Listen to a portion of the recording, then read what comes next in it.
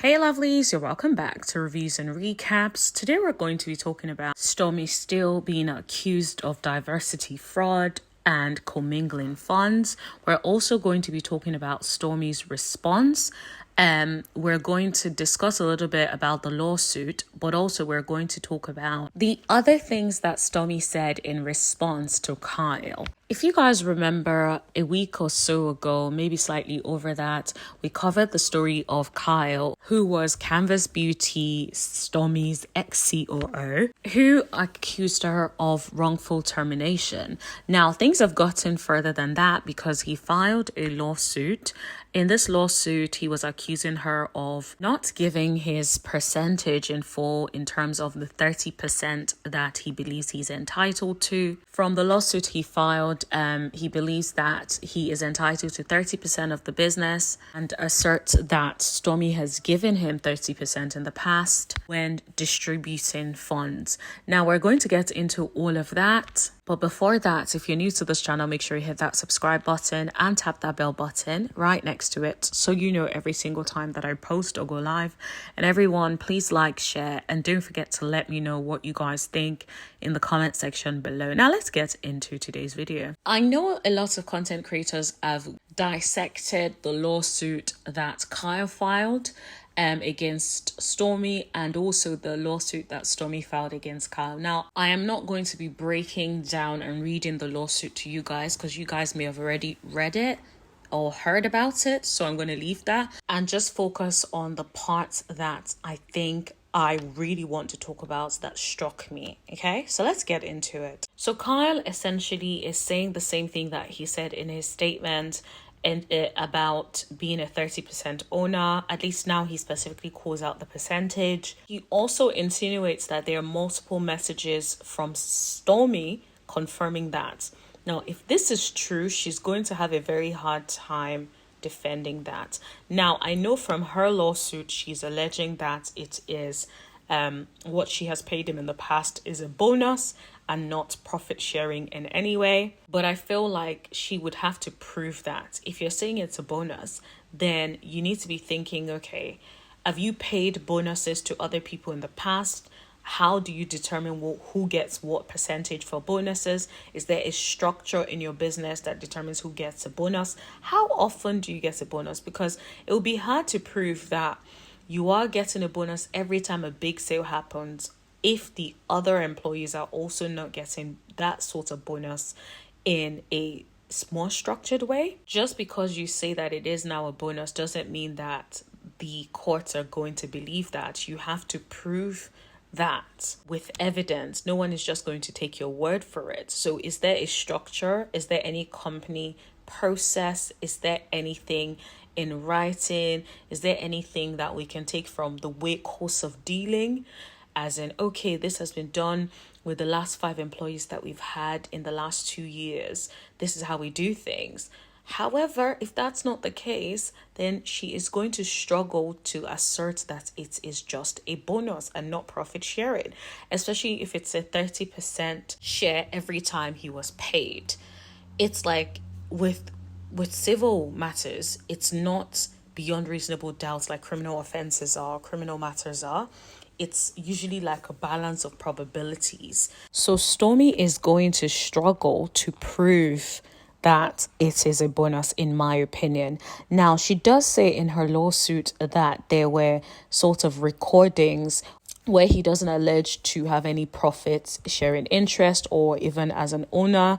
So I feel like those recordings, depending on when those recordings were made and the content of those recordings, may also be hard for Kyle to explain. However, if the recordings were saying something about, well, I'm not officially an owner of Canvas or something like that, he could easily explain it as he knew that Stormi's husband wasn't aware of it and was trying to give her an opportunity to communicate that first and not hear that from him.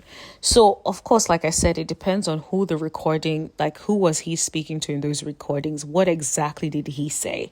Did he say anything that negates his 30%? Or is it something more elusive? There was something that also caught my attention in the Kyle's lawsuit. He was saying that Stormi's distribution in July was 68% because her distribution had to be adjusted to pay back amounts that she used for personal expenditures from the company's account. Now, first of all, if you have a business, a company, this is a no-no. You cannot misappropriate company funds for your personal use. If she's also like things like a director, all that kind of stuff, you also have fiduciary duties that you are meant to comply with. So you can't just be taking funds and using funds for whatever you feel like doing, like that alleged yacht in Miami and all the things that were allegedly being done. That's absolutely ridiculous. You cannot run a business, especially when there are multiple stakeholders, like it is a one-man band. Like, you can't do that. From some of what Kyle is alleging, it's almost like when she was on the brink of losing everything, she was cool with it. But as soon as she started to realize, wow, this man is going to be worth millions as a result of being involved in this company, I think she started to get a little bit greedy and just wanted out. There's nothing wrong with wanting out. But what you do is you do it the right way. You sit this person down and say, I want to buy you out. It's as simple as that. And then pay him and let him go away. But instead, you decided to go the dirty way of doing things, which I don't think is fair. So, of course, you're going to have some repercussions for what it is that you have now done. The other thing that really struck me was Miss Steele breached, allegedly, her financial duties by discussing confidential owners' financial information to third parties in an effort to harass Mr. Ivanko. I feel like this is in relation to Anthony, who seemed to know that Mr. Kyle was paid $3 million from Canvas Beauty. So that's a very specific number. Like, there is no chance that he just came or stumbled upon it like that. So I think that is what he's alleging here. Stormi took to her Instagram story to address Kyle, which is what I believe that she did. Now, she went on about how her business was as a result of her and manifestation, and that she believed that she was going to go viral and no one helped her to go viral. My thing is, why can't you accept that you had help? Why can't you accept that you've had a great team? Or you had a team that included Kyle? This is what I don't understand. Just because you are not, or you have a disagreement with this person now, does not mean that you can't acknowledge the work that he has done. Now, of course, in light of the lawsuit, you wouldn't want to do that, but it's a bit too late for that, because Stormi went on Love and Marriage Huntsville and shouted out Kyle, talked about how he took her business from the brink of practically death. So it is a bit of a reach and disingenuous for her to then say she did it all by herself. Even if she no longer wants to give him credit because of the lawsuit, she should quit saying things like she did it by herself and she manifested it and all that kind of stuff. Like, it took a lot more than your manifestation for it to happen. Let's be clear. She then also says she wants to start a mentoring program. My thing with that is, you can start a mentorship program if you want to, but I feel like you're constantly getting into some drama, lawsuits here and there. So it's just a bit of a reach that you should be trying to start a mentorship program at the moment.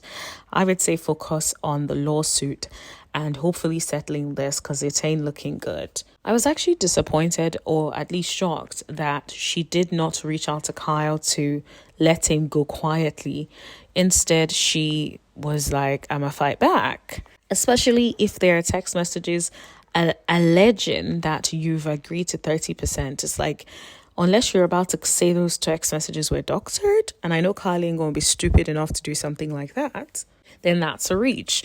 Now, she did also allude to not wanting to talk about Love and Marriage Huntsville anymore, and she's no longer a part of Love and Marriage Huntsville. We're just going to see her in a few episodes and that's it. To be honest, I don't care. I'm not going to miss her. I just feel like the show has been great without her. It's going to be great without her. Like, I don't think she adds anything else that I need to see on the show. Now, what I will say though is if she thinks that people will still not cover the lawsuit because she is no longer on Love and Marriage Huntsville, she is in for a rude awakening. We will still cover it. We'll still talk about it. Anything that is in that public realm, we are still going to talk about it. And because we're already interested, because the lawsuit has been filed, we're going to continue to keep track and see what happens. So whatever the plan is, if that's the plan, it ain't working. On that note, that is all I want to talk to you guys about today. Let me know in the comment section below what you guys think. Don't forget to like, share, hit that subscribe button, and tap that bell button right next to it so you know every single time that I post. And I'll see you guys in the next video. Thank you. Bye.